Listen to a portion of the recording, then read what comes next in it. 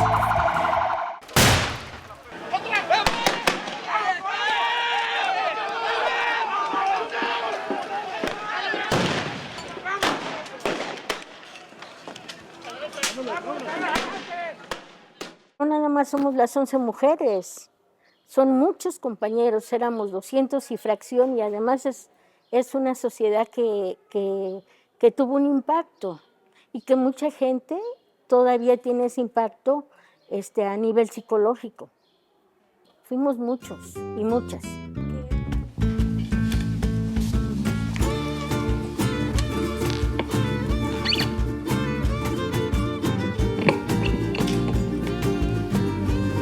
Buenas tardes. Le agradecería manifestar ante la Corte su nombre. Claudia Hernández Martínez. Soy Bárbara Italia Méndez Moreno.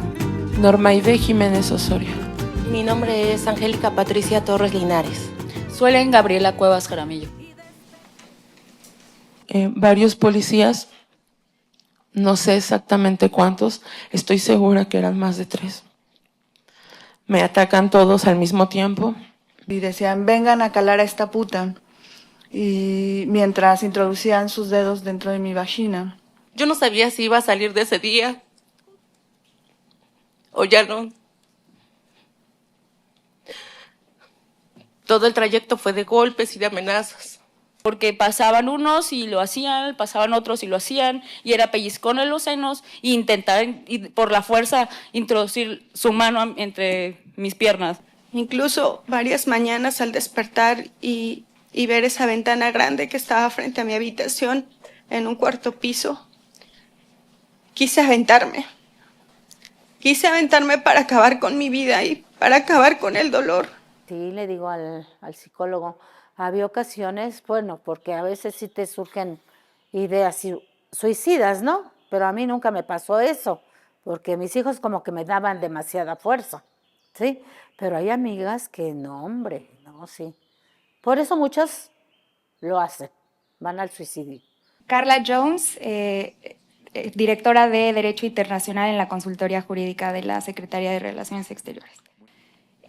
¿Sabe si previo al 4 de mayo ocurrió un conflicto en el que ambas partes se agredieron? Objeción. Eso está fuera del objeto de la declaración de Claudia. Reconocimiento de la ocurrencia de tortura sexual tanto en su contra. Objeción, señor presidente. Eso está fuera del objeto de la declaración. Y que con base en las conclusiones de esa recomendación se establece este grupo de trabajo y se investiga y consigna a 52 servidores públicos. Objeción, señor presidente, la pregunta induce la respuesta. Estamos hablando de la investigación de la cadena de mando y la sanción a todos los responsables. Señor. Eso tampoco nos repara. Fui torturada no solamente físicamente y psicológicamente, sino también sexualmente. Y el ataque sexual o la tortura sexual deja una profunda huella de una lesión que físicamente es imperceptible, pero que en la memoria del cuerpo y también en la psique de las personas es muy difícil poder sobreponerte.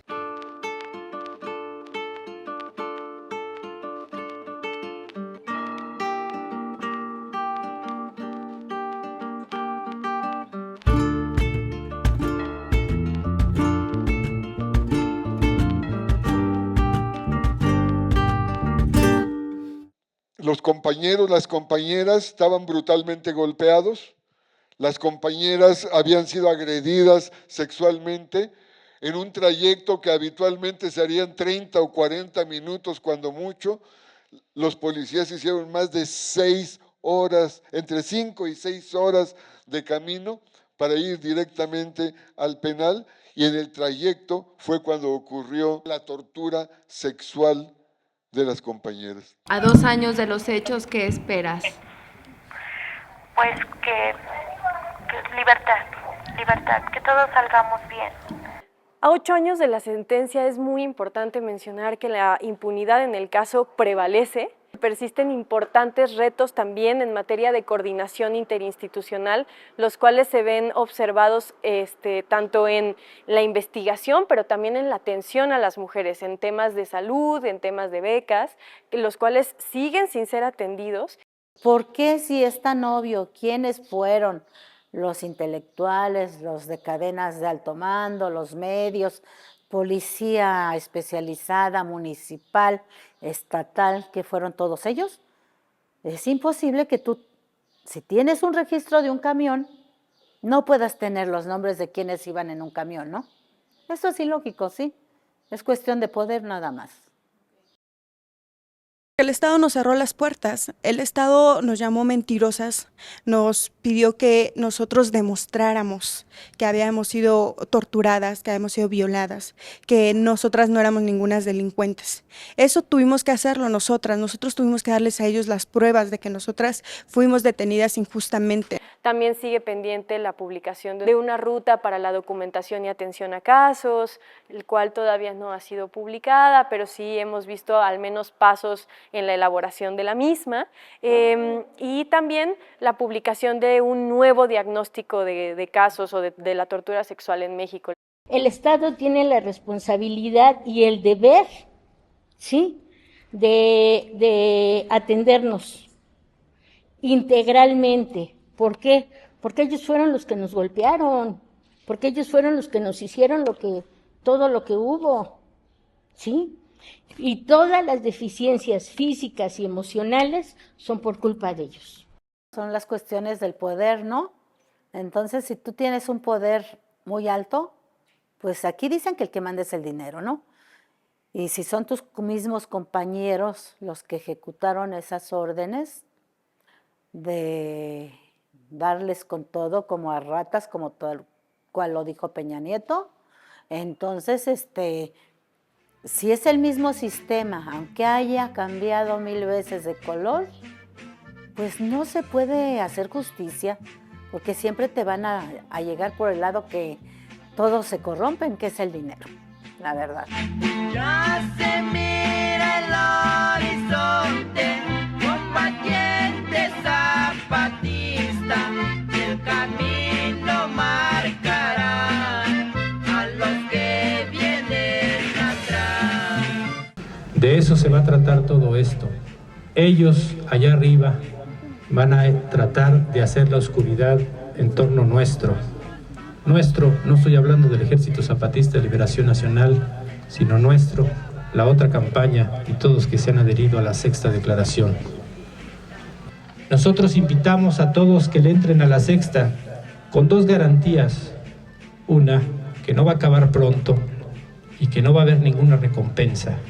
Y la otra es que van a tener un lugar, sean grandes o pequeños, rojos, negros, blancos, gordos, flacos, como sean, van a tener un lugar, y siempre nosotros en nuestro lugar como zapatistas dentro de la otra campaña defenderemos ese espacio, porque para eso fue hecho la Sexta y para eso va a empezar la otra campaña.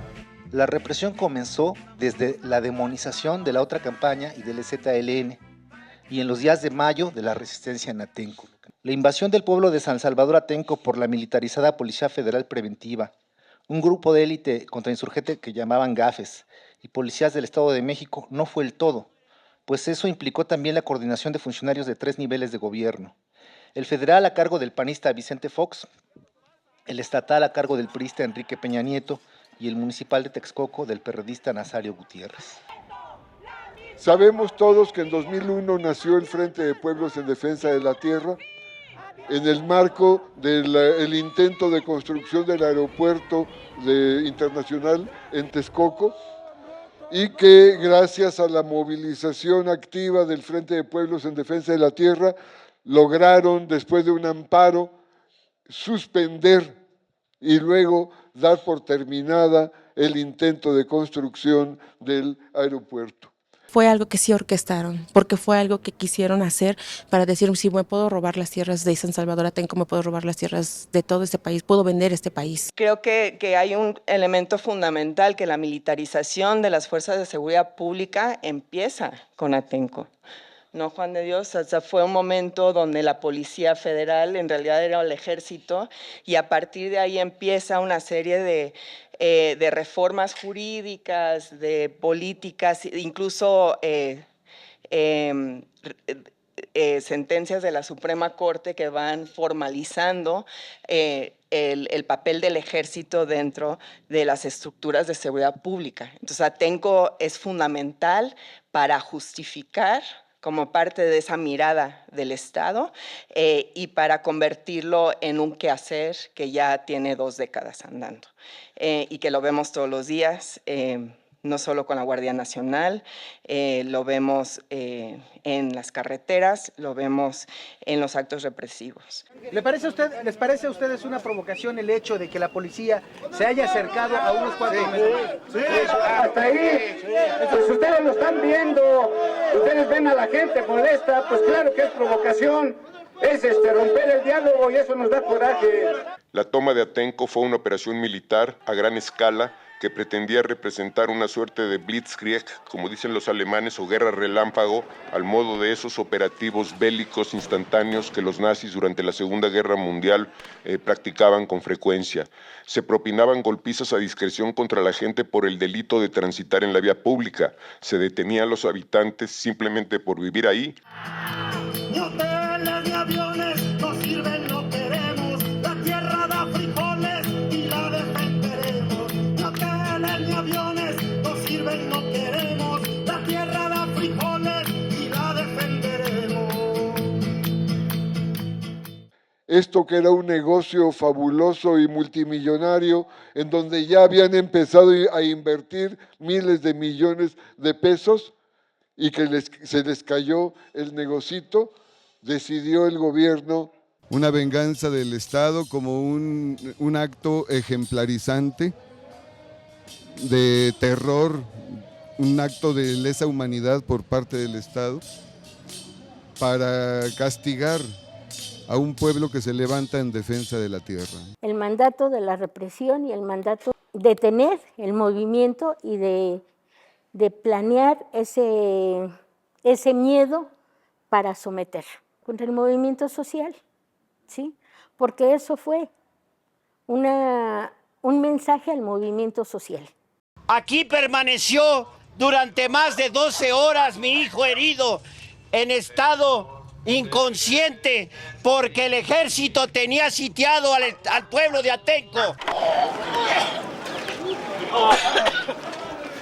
Tomé la decisión de emplear el uso de la fuerza pública. Asumo personalmente para restablecer el orden y la paz en el legítimo derecho que tiene el Estado mexicano de hacer uso de la fuerza pública. Luego de los asesinatos, las salvajes golpizas, las detenciones arbitrarias, la tortura sexual valientemente denunciada por las compañeras de la otra campaña, las prisiones políticas y el escándalo mediático para infundir miedo a todo movimiento social y a todo rebelde, esto te puede pasar, parecían decir las fotos de los compañeros ensangrentados, vino lo que hoy llamaríamos nado sincronizado.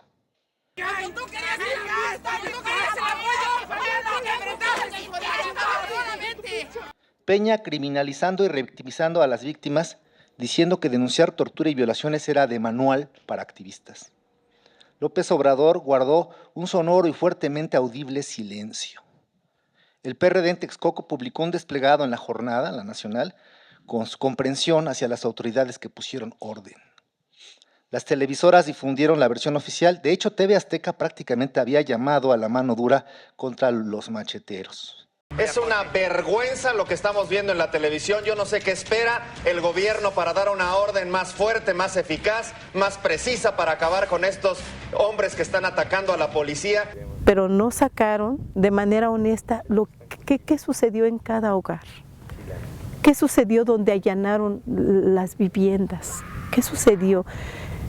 No vieron la sangre que se regó por todo el pueblo. De que no solo debemos de pensar en las 11 mujeres. En el grupo Atenco del día 3 y 4 de mayo éramos más de 247 personas, porque yo conté. Entonces, conté mi grupo y después que entró otro grupo, no recuerdo si era Ita o no recuerdo quién de ellas era la que estaba al frente del 4. Entonces vimos que era demasiada gente para una detención tan brutal. Jamás lo hemos olvidado ni lo olvidaremos y a él lo señalaremos siempre como el represor, como el asesino, como el violador, como un ser insensible. Reprimió a nuestra gente y en sus manos lleva sangre del pueblo de Atenco. Ahora golpeamos a estos así de este tamaño para que los próximos que intenten algo lo piensen. ¿Sí? Un mensaje. Es un mensaje, sí. Fue un mensaje del gobierno.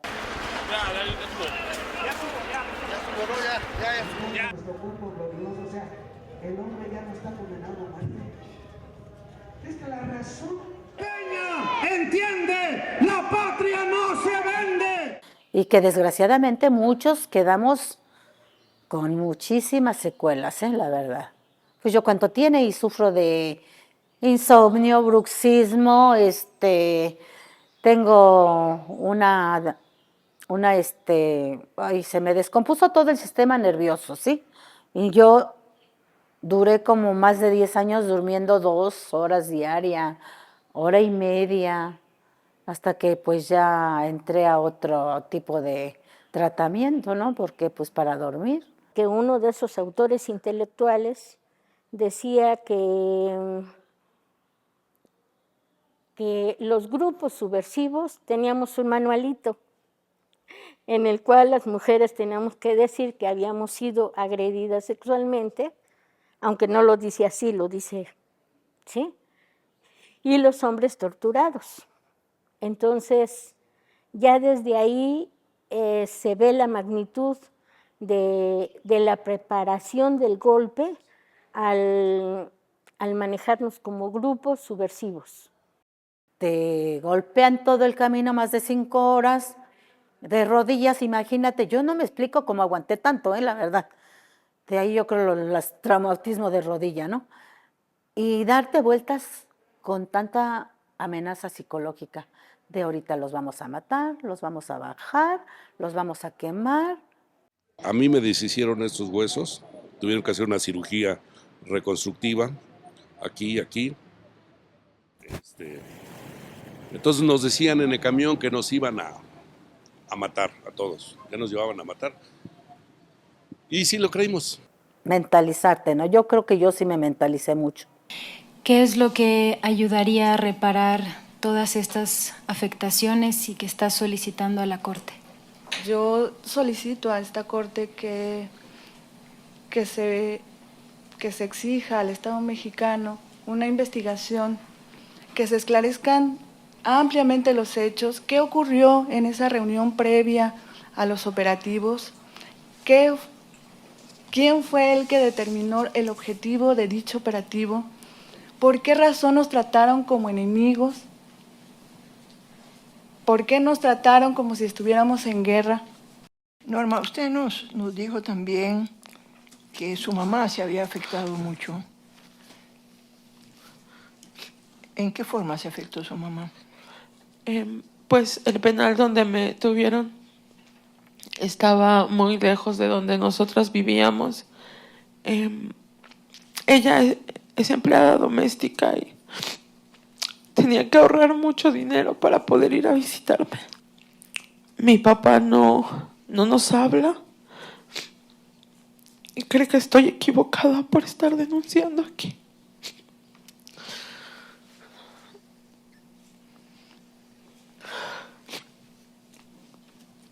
Norma, las mujeres nunca nos equivocamos cuando peleamos por nuestros derechos, oye.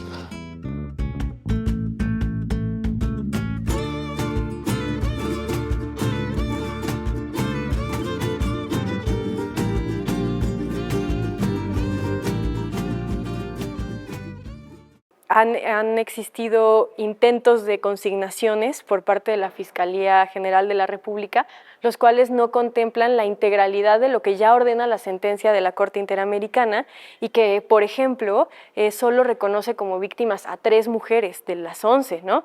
Pero no autores intelectuales, que eso es lo que además exigimos nosotros. Los autores intelectuales tienen que ser juzgados. Pero también algo que es muy importante en la sentencia de la Corte, es importante que se analice y que se investigue la cadena de mando completa para saber cuáles son los grados de responsabilidad de personas y de autoridades que tenían la posibilidad de actuar durante el operativo, antes y después del mismo. O sea, hay acuerdos. Esta nueva administración no ha tenido la voluntad de cumplir esta sentencia, porque es consecutiva, ¿no? La que esté ahorita una mujer es parte de la anterior, ¿sí? ¿Y qué decía? Abrazos, no balas, ¿no? Entonces, si eso lo decía con el crimen organizado, pues ¿qué no dirá con sus compadres de arriba? Que no es algo que se anuncia por primera vez en el 2006, pero sí es una continuidad que vemos hasta el día de hoy, que tiene que ver que la violencia que se ejerce contra el cuerpo de una mujer está vinculado al despojo territorial, ¿no? Y lo pienso que el extractivismo de hoy, y se ve con el Tren Maya, eso se repite, esa historia se repite. O sea, Atenco estaba defendiendo su territorio y cómo fue el acto represivo fue contra hombres y mujeres, pero una parte significativa fue contra el cuerpo de las mujeres. Entonces ahí se me hace que hay algo también que Atenco nos está recordando, que eso es parte constitutiva del Estado, como bien dicen en el comunicado, no es un exceso, no es una excepción, es un elemento constitutivo del Estado mexicano, cuando los intereses y las lógicas del capital están en primer lugar.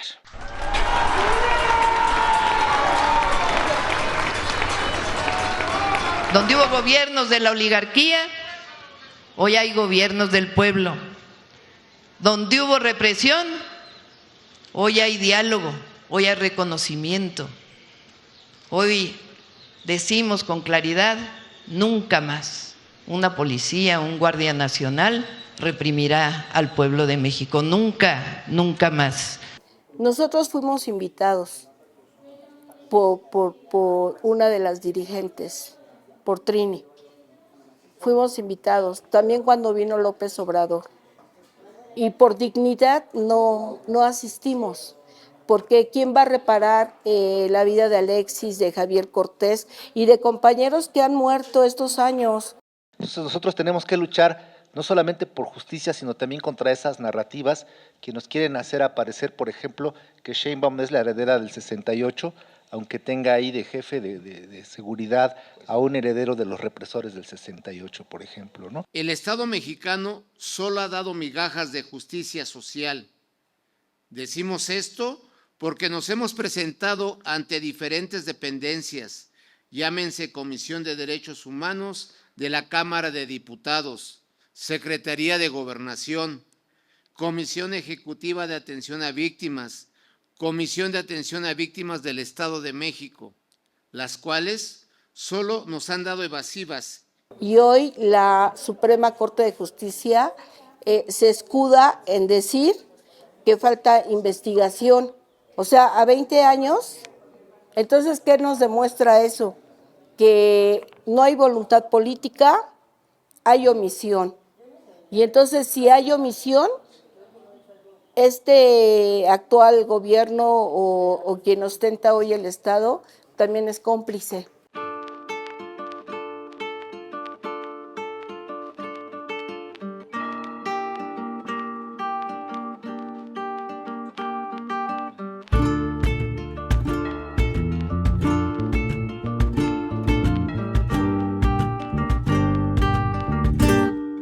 Nosotros ya no tenemos toda la fuerza para continuar con eso.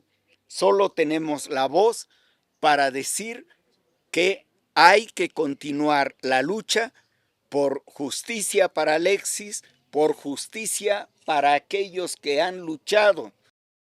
Piensan allá en lo alto. ¿A quién le importa un joven de abajo y a la izquierda? Y respondemos, a nosotras, a nosotros. A nosotros, a nosotras nos importa. Nos importa su muerte y nos importa su vida. Y con cuidado, doliendo, de su muerte tomamos nota en la larga cuenta de los pendientes que habremos de cobrar algún día.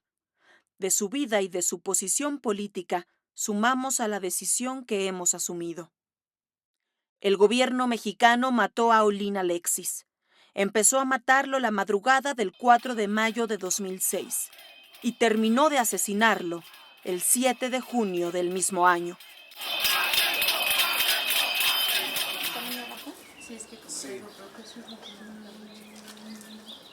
Yo no quisiera exagerar, pero mi hijo Alexis es producto del medio social en que se desarrolló. Alexis, al igual que muchos compañeros que están aquí con nosotros, pertenecemos somos firmantes de la Sexta Declaración de la Selva Lacandón. Él era un militante, pues, y entonces tenía un compromiso como militante. Y entonces Atenco era uno de los nuestros. ¡Viva el Ejército Zapatista de Liberación Nacional! ¡Viva! ¡Viva la Comandancia General! ¡Viva! ¡Vivan los subcomandantes! ¡Viva! ¡Viva el Congreso Nacional Indígena! ¡Viva! ¡Zapata vive! ¡La lucha sigue! ¡Zapata vive! ¡La lucha sigue! ¡EZLN! ¡EZLN! ¡EZLN! Este pronunciamiento no es un recuerdo nostálgico. Es una denuncia viva y vigente. Los responsables intelectuales y materiales de este crimen están plenamente identificados con nombre, jerarquía y responsabilidad directa. Mientras tanto, las mujeres torturadas por agentes estatales esperan justicia con sus cuerpos rotos. Compañeros y compañeras, por primera vez terminamos un acto un 1 de enero, no gritando viva el EZLN, sino como compañeros y compañeras que somos, viva la otra campaña. Gracias. Se mira el horizonte, combatir.